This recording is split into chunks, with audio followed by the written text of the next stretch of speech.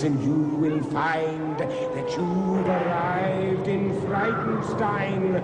Perhaps the Count will find a way to make his monster work today. For if he solves this monster mania, he can return to Transylvania. So welcome where the sun won't shine, to the castle of Count Frightenstein.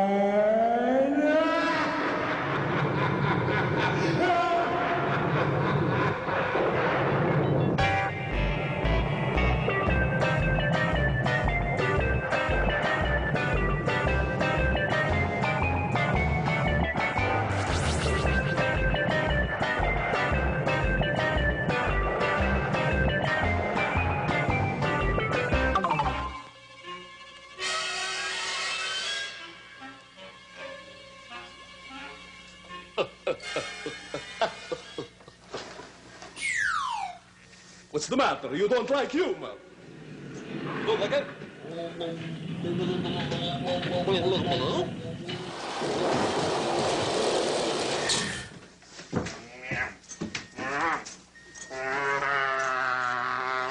Playing with your kitty car again? What were you up to, Igor? You're late in catch. I'm sorry, Master, but I was out driving the car down the street. You're driving the car down the street? In the village, yes, Master. In the village? Yes, Master. In the village. Very good, but we have no time for these things now. For now, it is a time to raise the flag and to sing our national anthem as only we can sing it. Thank you. Will you give us a count, Master? Of course. Thank 9, 11, 8, 4. Glory, glory, Transylvania. Nice tempo. The werewolves and bats will always maim ya. The murky moor will likely claim ya as we go driving through. I pledge by the sign of the three-toed sloth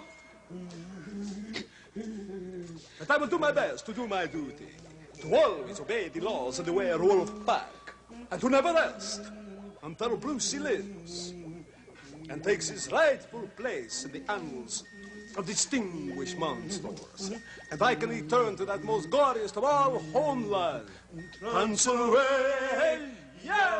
As we Ha. go, Yeah. start, play, Yeah. through. You join a count on the note. I forgot, Master. That is like touching a cow. Sorry, But today I do not feel too bad. Now explain, what were you doing? What were you doing? Thank you, man. I was driving one of our cars down the street, chasing a water sprinkler, Master. Now let me get this straight, Igor. You were driving one of our cars down the street in the rain, chasing a water sprinkler? Yes, Master. Well, what a ridiculous thing to do. Why? Because, Master, I wanted to tell the driver that his wagon was leaking. Well, that's different. I mean.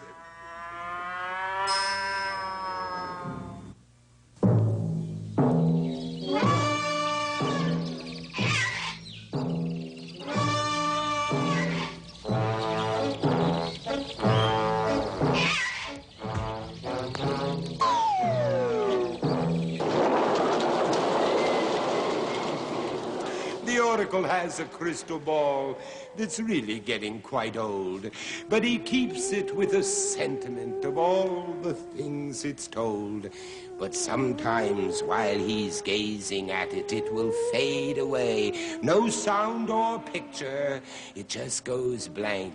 And then he's forced to say, this crystal ball's not worth a fuss. My patience wearing thin. It looks like I will have to put another quarter in.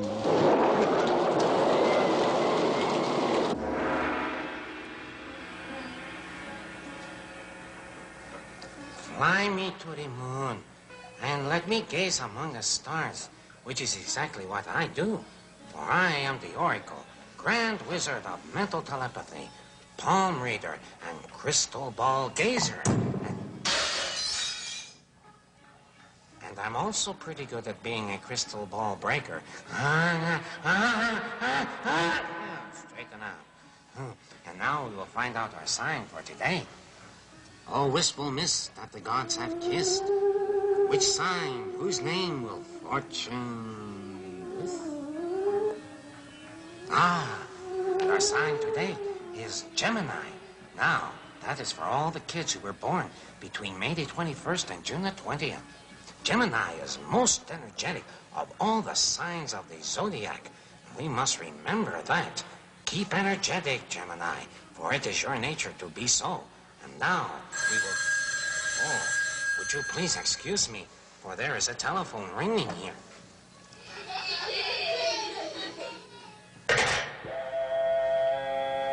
Well, it's awfully nice that the children enjoy the show.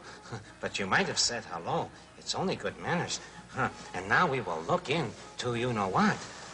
Our spare crystal. Gee. Done it again. You know, this might not make a bad bowling ball. Why not? I break them all the time anyway. Very good. All right. Now, magic crystal, crystal ball. Tell me now. Tell me all. Ah, yes. And here it is. Now it is time for your prediction for today. It's going to be a good day, Gemini. For a few days now, you've been thinking that someone you secretly admire has been ignoring you. Well, don't be surprised if later in this day, this person returns your admiration. Oh, well, little secrets, eh, Gemini? Possible. Don't go away. We're going to play. The call of the blue dingo bird.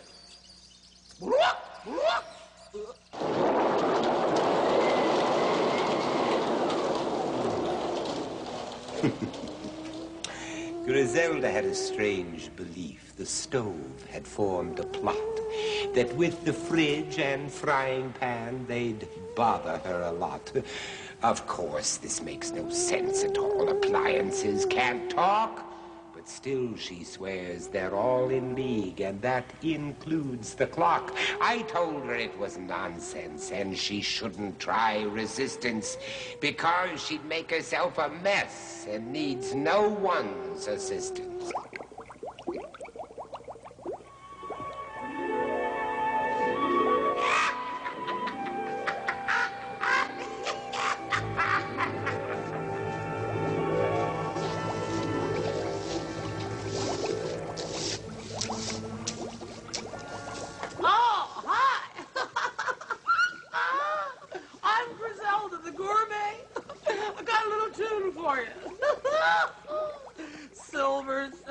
Silver! That's the Lone Ranger's horse! This is Slivers getting retread in the morning. Sweep, sweep, his handle's gonna shine. Pull out a bristle, find another thistle. But get me to the shop on time. Have you ever heard anything so rotten? Come on in. Oh, we're gonna have some fun today. Oh, what are we going to mix today? Let's see. Oh, yes, one of my favorites of all time. It's called Shank of Sherman Succotash Frappe. Sounds like a winner. Now, we start off with the first ingredient, which is the good old Buzzard Mountain Goat milk. This is really good for what ails you. Ooh, milk's always good for you. In any way, shape, or form, because it really helps to make beautiful complexions. See? Isn't it wonderful to see what things can do? And now, we have a little coloring of the mint. Very nice. And now we need something a little more substantial. Just a few lemon rinds. Here, let's do 1, 2. Buckle my shoe. You got it. What? Oh, love it every second. Now here we go for the last ingredient. And we'll decided by Polly. Polly! What? Got a frog in your throat? Leave the little devil alone. Go on, little fella. He won't bother you anymore. Bad bird.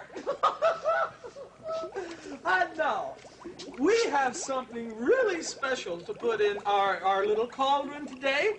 We have a very large white-walled donut. Come on, roll along with me. Oh, yes. We're just going to take this little old donut, which is so reminiscent of a tire, and throw it in the bath. Woo! Having done that, we go back to the old bowl, don't we? And we mix up our little lemon frappe here, and into the cauldron she goes. Where she lands, who knows, and who cares for that matter? There we go. Oh, yeah.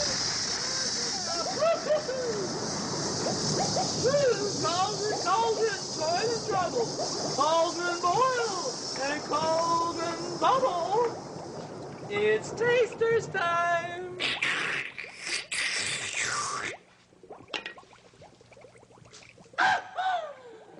Wow, what a winner. Come and join us and meet me again the next day for the next loser.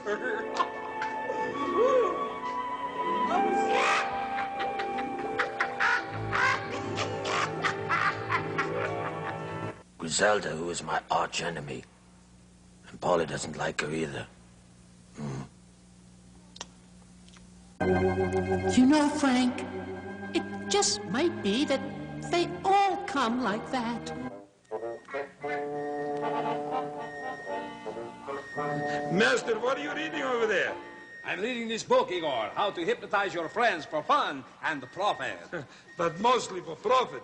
Well, I don't know about that. But anyway, my theory is this, that if I can learn how to hypnotize Brucey, I can get Brucey to walk again. But it says in the book that I must have something that I can swing, some object I can swing in front of his face to put him to sleep. I have a good idea, Master. What is that? Maybe we should go to England. Why would we go to England for a swinging thing? Because England swings like a pendulum do. Bobbies and bicycles 2 by 2. Westminster Abbey, the Tower Big... Oh, why do I do this? It's all right. I have already procured something that should work. Now I'm going to try it on Brucey, and we will have him walk again. And we can go to our beloved Transylvania, here I come. Yes, good right fellow. back where I started from. Where bubbles of flowers. Let's get to work. All right. Brucey, get that gauge off your head. We don't need that anymore. Now, Brucey, you are getting drowsy. You are getting very drowsy, Brucey. Yes, I am under... You are going under my power now. Brucey. All right, you will obey everything I say for you to do. Brucey, you are a chicken with laryngitis.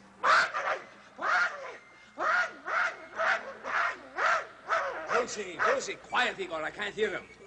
All right, Brucey, now, you are a soldier. Stand at attention now. All right, and now you will march. Left, right, hey, go, hey, ha, ha, ha. Quiet, Igor, I can't hear him. Hey, ta, ta. Now, that's not working. Wait a minute. All right, Brucey, here's something you've always wanted to be. You are a vaudeville performer doing a soft shoe routine. La, ta, ta.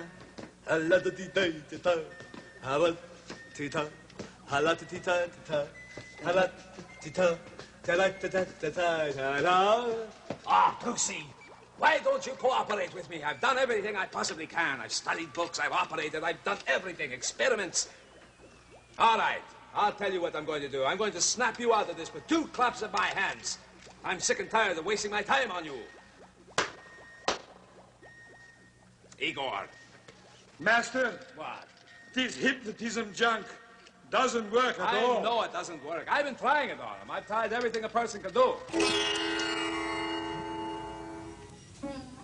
It is written that he who kicks the blind beggar in the market during an eclipse can only curse the camel for its lack of discipline.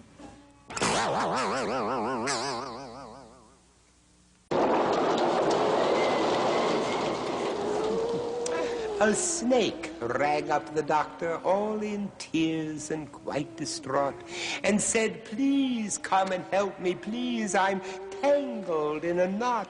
I'm expected at a party, but I can't go in this state. Pet said, relax, calm down, hang up the phone and wait. The doctor found a tangled heap, a most astounding sight.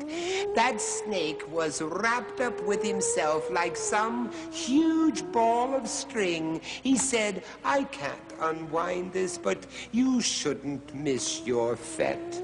You could go there as a pretzel, and and win first prize, I bet. Now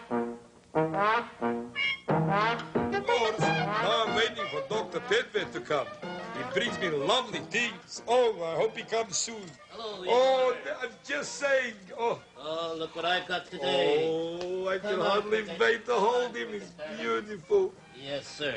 Say hello to Cricket. Hello, Cricket. That's the idea. What a lovely doggy. And you know what kind of a doggy this is, so Igor? Nice. This is a Cairn Terrier. Oh, a Cairn Terrier. That's right. Look at, isn't that beautiful? That means he cares for me. Yeah, he cares. Just a joke. That's a cute joke, too. Now, they're the smallest breed of Highland Terrier. They're known by the short, broad head and rather pointed muzzle. You see that there? Yes. Yes, sir. Small, erect ears, as you can see, and they're set wide apart. Now, their general shaggy appearance, see that? Kind of shaggy, that's right. Nice, but... And short legs, that's right. Yeah. And look at that, has a short, tapered tail, and usually when Cricket's running, it's just carried gaily up there, I'll tell you. Let's turn him around and look at the tail. Oh, look at that. Come on, let's get your tail up there. Oh, look, he's going around in circles. Well, did you know he has a double coat, now a soft furry coat underneath, but a harsh outer coat. Oh, now, this coat makes him durable in all kinds of weather, so he doesn't get cold, you see? Yes. Oh, he's beautiful. Now, they're found in any solid color except white. Did you know that? No. Now, this is a working terrier, and it's related to 4 breeds of northern Scottish terriers, you see? Now, there's the Cairn and the Skye, the Scottish, and the West Highland White Terriers. Now, its name is derived from the stone heaps and rocky ground where it hunts game. This is quite a hunter, although you wouldn't think so that size, would you? He's only small, but he's not frightened. Listen, he's quite the hunter, this guy. Boy, Can I boy. walk him on the table? Sure. Come for a walk. Now, he's a hardy, agile little dog, too. Now, they get to a height of about 9.5 inches and about up to 14 pounds. And you want to know something? I want Cricket to be yours, Igor. Oh, give us a kiss. Oh, he look, likes he likes me. it. I'm He going to likes ask it. the slot. Come on now. Go, Cricket, Cricket, Cricket. No. I never even asked you yet. You've been eavesdropping. Oh, boy. You don't even let me have this little Cricket dog. I don't believe that old grumpy person. Well, don't you worry. Not funny. I just grumpy all the Remember, time. pets are friends. Yes, Always pets remember are that. friends. We'll say goodbye, Cricket. Bye-bye. Goodbye. How about that? A 3-toed sloth. Gronk. We'll be right back. Meet a commercial.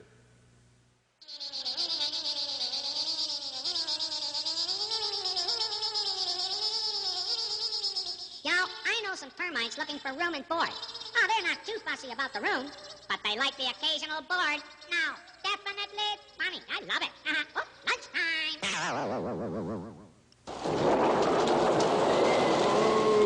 The professor was ecstatic when men landed on the moon and cried, some moon rock, I believe, should be arriving soon. Next day, they came delivered by the astronauts themselves, who said these rocks must be returned by Friday night or else. But as they left, they heard a scream and someone calling, please. These are not rocks you've left with me, but simply lumps of cheese.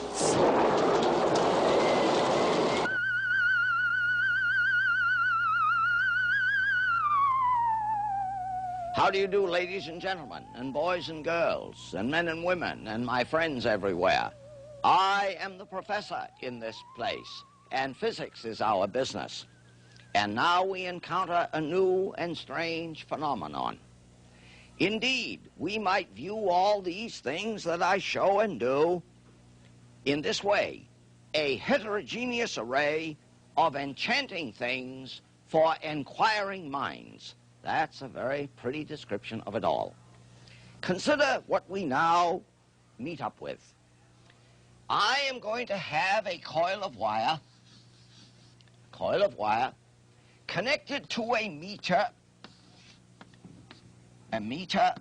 which I'm labeling G, meaning a galvanometer. Galvanometer. A galvanic meter. And I urge you to go read about Luigi Galvani, a compatriot of Alessandro Volta, who had the idea that there is electricity in animals. Yes, this reminds me of a little story that you must hear. When I lecture in a formal way on the nature of matter, I make it clear that all stuff is electrical in nature. Sure it is, it's all electrons and protons. So on occasion in a lecture, I tear off a piece of my flesh and say to my students, do you see this piece of flesh that I have torn off? And they all do, because they all must have imaginations to live with me. So I say, that piece of flesh, I am all electrical in nature. And some years ago, a bright fellow remote in the class said, Is that why, Professor, on occasion, you are such high voltage? Fellow should have made an A in the course. The professor is certainly a clever fellow. Well, anyway, here is such a coil, as I have shown on the board, wires wound so. And there is a hole in the coil. Tape around it to protect it, and these are the ends of the coil, which I have connected with wires to the galvanometer. Now I am going to take a bar magnet which has certain polarity. And that itself is a mysterious thing. And I'm going to put one end marked so we can identify it. And here's what I'm going to do. I don't care whether that's an N end or an S end, doesn't matter. I am going to do this. I'm going to thrust the magnet into the coil, and we'll see the needle move, either right or left. When the magnet is quiet at rest in the coil, nothing happens. When I pull the coil out, the needle goes the other way. Let me start all over with the magnet the other way around, and the direction of motion of the needle will be in the reverse order. And so we have electromagnetic induction, discovered in 1831 by our beloved Michael Faraday. 1831. He worked on this idea for 11 years. So you see, it is not trifling. And it is this which we are going to see, which is the foundation of all our electrical science. So watch it. I'm going to put this white end in first, into the coil, to the left, and now at rest, and the needle is 0, to the right, to the left, and now at rest, and to the right, for you. Now I'm going to turn it around, to the right, and now at rest, to the left, to the right, and now at rest, to the left. Electromagnetic induction. Now, I have here a piece of a bar magnet, and a very interesting question arises. I have broken a bar magnet and thus made two magnets. It turns out that new poles instantly arise, as I will show you. Watch it. To the left, to the right, to the right, to the left. And I shall, in another program, make some further inquiry about how strong are the pieces of this magnet. If I cut it in half, and the halves in halves, and the quarters in further halves, and so on. Or as we say in German, und so weiter. All out. Gronk! Gronk, how are you today? Nice to see you. Pretty good, pretty good. That's good. I want to ask you something. Were there any naval heroes in your family? Oh, you bet there were. Haven't you ever heard of Admiral Rupert Gronk? Who first spoke those immortal lines, "Don't give up the ship"? No, what did he do? He gave up the ship. No. I mean real heroes, like, for instance, Nelson. What's a Nelson? No. I mean, what's a Isn't that Nelson? like in wrestling? No, I'll have to explain it to you. You always refer to books when you're not sure about anything. You understand that? Okay. Just look it up in any book. Sure. Now, this book tells us everything we ever wanted to know about Nelson. Really? Yep. What's it called? Everything we've ever really wanted to know about Nelson. Good. All right, let's get to it. Sure. Now, here we are. It says that in 1805, the British were at war with... Flying saucers from Mars. Flying saucers from Mars. Sure, they're dangerous. Sure. Hit them with a stick. Wrong. Wrong. Wrong. They were at war with France. France. Now, this was 150 years ago, do you see? Sure. Now, the man in charge of the British fleet was... Admiral Rupert Gronk. Admiral Rupert Gronk. No! Sure. No. No! He wasn't in charge. It wasn't Rupert Gronk. He was just second in command. It was Admiral Nelson. Nelson. And in his battles with the French fleet, he lost his... Wallet. Wallet. Sure. No. It was broke right after the battle. Sure. He didn't leave. Will you just pay attention to me? That's wrong. Come on, Gronk. Gronk. Get with it, babe. Gronk. All right. Sure. He lost an arm and an eye. Did anybody find them?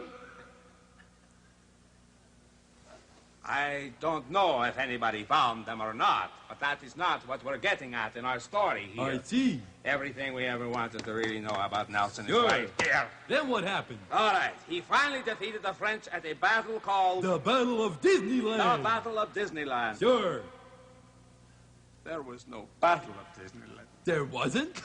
You mean nobody won? Nobody was fighting over Was it a scoreless toss? Oh, will you get off my back? Did Mickey Mouse win? No, not even Donald Duck or all the other see. gang. Okay. Just listen. Now, you know, sometimes you really get me uptight. Me? He defeated the French at the Battle of Trafalgar. Trafalgar. I used to know a square by that name. Know what? A square. What do you mean? Look it up. Look it up. A square? Well, I'll tell you something else. You know what Admiral Rupert Gronk used to say? No, I don't. What? He used to say, never say die. Then what did he do? He died. Later!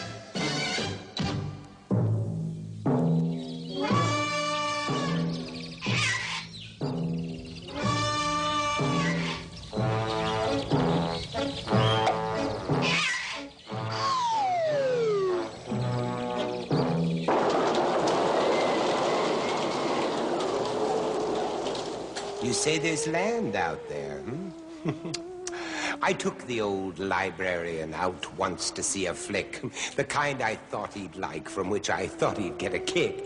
It was extremely long, I thought, and also quite prodigious. But I thought that he'd enjoy it, because the theme was most religious.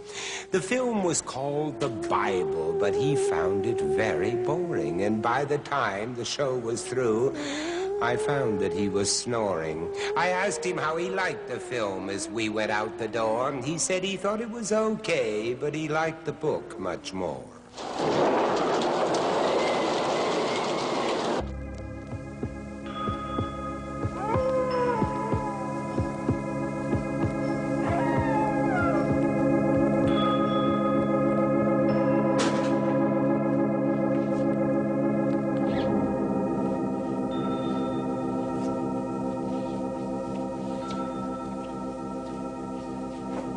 Welcome to the macabre, the terrifying, the horrible, which means welcome to the library. And you know who I am, don't you? Yes.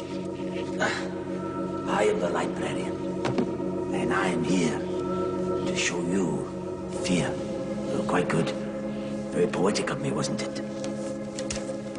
Now, our story for today. Get ready. The man and his wife. Ah, there's a start for you. A man had a wife who made herself hated by all the members of his household. He wished to find out if she had the same effect on the persons in her father's house. He therefore made some excuse to send her home on a visit to her father.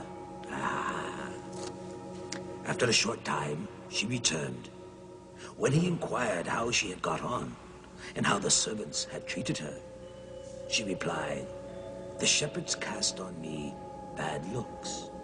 He said, "Oh, wife, if you were disliked by those who go out early in the morning with their flocks and return late in the evening, what must have been felt towards by those with whom you pass the whole of the day?" Good, good. And the moral is, straws show how the wind blows.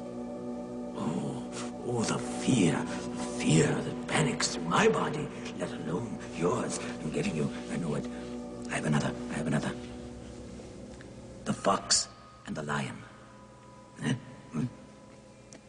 A fox who had never yet seen a lion, when he fell in with him by a certain chance for the first time in the forest, was so frightening that he was near dying with fear, as I'm sure you are. You're near dying with fear? No? Well, hold on. I'll get you. On meeting him for the second time, he was still much alarmed, but not to the same extent as at first. He's getting used to it. On seeing him the third time, he so increased in boldness that he went straight up to him. Oh, bold devil, huh? And commenced a familiar conversation with him. And our moral is, acquaintance softens prejudices. Or, the more you know someone, the less you fear them. And you fear me, and you fear my stories, and you are afraid, and horror is gripping you, and you're not. No, you're not. But you wait. Oh, you just wait. I'll get you. I have horrible stories like this to read you, and I'll get you next time. But until that time, the librarian grows weary and says goodbye to you.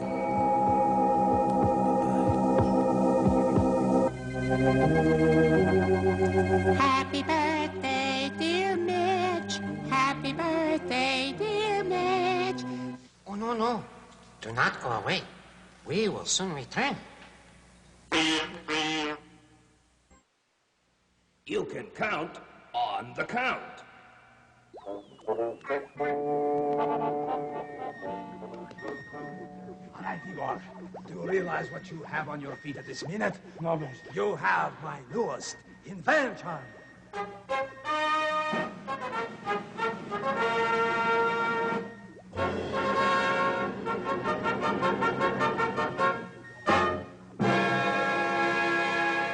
Yes, Igor. And do you know what I'm going to call my latest invention? No, master. What are you going to call it? I will call them speed shoes. Speed shoes? Yes, very rapid fire kind of thing. Now to give them a test. Igor, pay attention now, big fella. Paying attention, master. Out through that window, you see? Through the window? Way in the distance, about 10 miles or more. You see that bunch of trees there? The wooden ones? Right, the wooden ones. Yes. I want you to run out there, touch the tree, and run back as quickly as you can. Yes, master. Can you do that? Yes, master. Get ready then, big fellow. Yes, master. On your mark. On your mark, master. Get set. Get set. Go! Come on! Yes, you can do it! Oh, watch that tree stump! That's it! Come on, Igor! That's it, you're coming back! Wonderful! Igor, what kept you? I'm sorry, master, but I got lost. And I had to go to Transylvania, to Albania rather, to ask directions. Albania to ask directions. This is fantastic. Yes, master. My speed shoes work. They Master, actually work. Up to now, master, I've been doing all the work around here, and I'm pretty tired, master. Never mind that. I am the brains behind the whole thing. Yes, master. Igor, this is fantastic. Now to give it the final test. Yes, master. Just think. I will be famous. I will be hailed as I walk down the streets. Speed shoes that work. Finally, It's finally something that's worked. Finally, at last, Master. I'm so happy. Me All right, too. now for the final test. Igor, are you ready for this one? Ready, Master. I want you to run to my mother's place that is 800 miles away.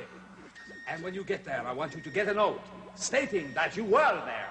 In this way, I will know that you have made 1,600 miles. So it's close enough. Yes, Master. And then you will return as quickly as possible. Are you ready? Ready, Master. All right, Igor. On your mark. On your mark. Get your set. Get your set. Get you going. Get you going. What's keeping him? Come on, Igor. Quickly, Igor. Yes. Yes. Igor. Igor. That's fantastic. Igor, wait a minute. My speed shoes. Where are they? They're not on your feet. I was at your mother, Master. Yes? And when I got there, she said, you've come a long way. Take your shoes off, make yourself comfortable, have some milk and cookies. And I left them there. You left them there at my mother's? Yes, Master. I must phone her immediately, if not sooner. Quicker, Master.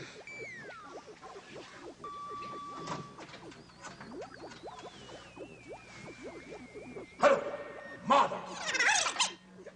Yes, I know. Yes, it's here. Yes, son.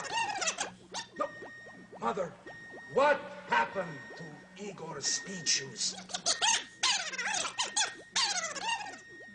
You what?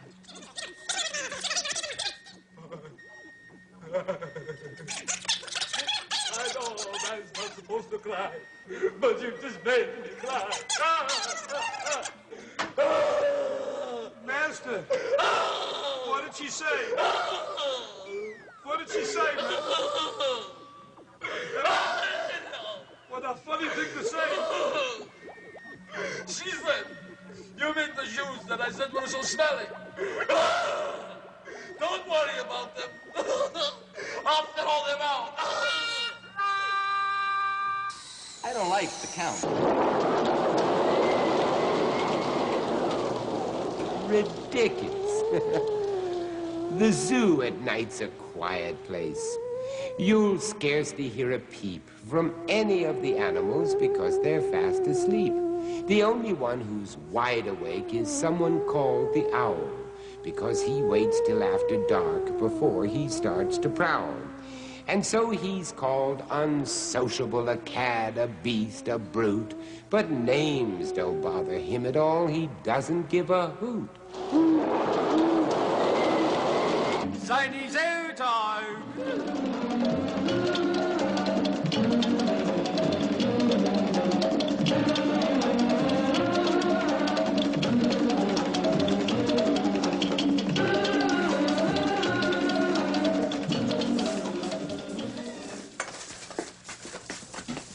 We're within a moment.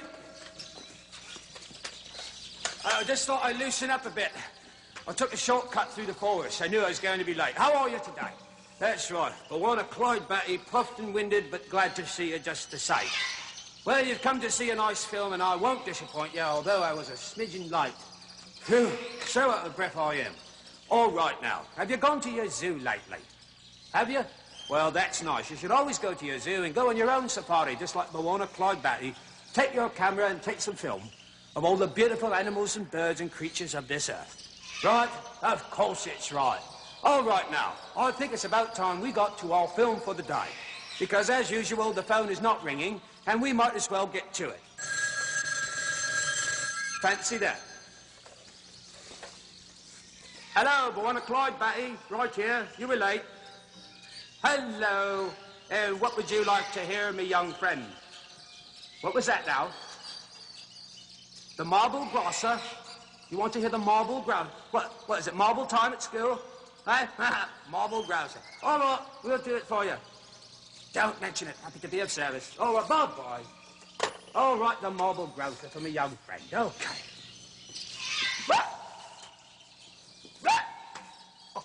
Did you like that? Eh? Well, that was a marble grouser. All right. And, of course, we all recognize the call of the rhino.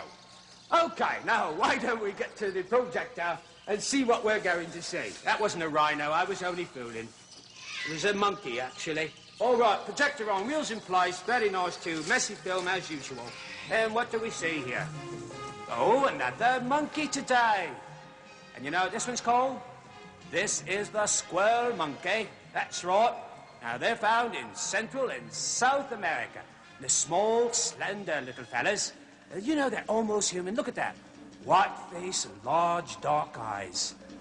You might say they're all like, hello, chaps. Oh, look at, they're having a real old fest there, aren't they? Yakking away and all curious as ever. Monkeys are always curious, you know. Oh, they're so lovely. Now, long, thin hind legs, short body. Now, you notice, no, look at that. So, see, you notice how the head now is rounded? And slightly protruding black muzzle. That's right. Hey, you got a little dirt in your nose there. That's all. Oh, look at the tail. The tail hit him. Here, take it easy, chaps. Here. Watch out for the little fella there. Here, up a mo. That's better. I want you to play. Hey, naughty. Oh, look at the lovebirds, would you? Aren't they lovely? Isn't that nice? Now, their ears are rather pointed, you see. Long white hairs directed out to the side there. Oh, look at it. See no evil, hear no evil, speak no evil. Oh, and there's another one there. He's not even going to bother. Hello, hey, can you sing the song, boys? You've got a nice quartet. Oh, down to a trio. All right, down to a duo. There we go, it's a solo today. Oh, duo again. Look at the length of the tail, would you? Oh, here, beauty. Hey, give us a kiss, eh? How about that? You know, they have nice long tails, but unfortunately, like a lot of the other monkeys, you see, they can't hang from it. Yeah, that's right. I guess it's not quite strong enough for them. Oh, look at that. Oh, I just think that's so marvelous. I really do. Yes, that's right. Lovely chaps, weren't they beautiful? Oh, to see those little monkeys swinging through the forest here, I watch them day in, day out. That's right. I hope you like the film, because I certainly enjoyed taking it. All right, then, it's time for Veronica Clyde Batty to say the inevitable Ooga Booga, which means photo film on the wall, tacit until next fall. If you can figure that out, tell me what it's all about, eh? That's right. All right, mates, don't forget to come back now. Would you like to come for a walk with me? Why? Well, I was told to exercise with dumbbells. And now, commercial. The Wolfman is Ooga Booga. I am the Wolfman.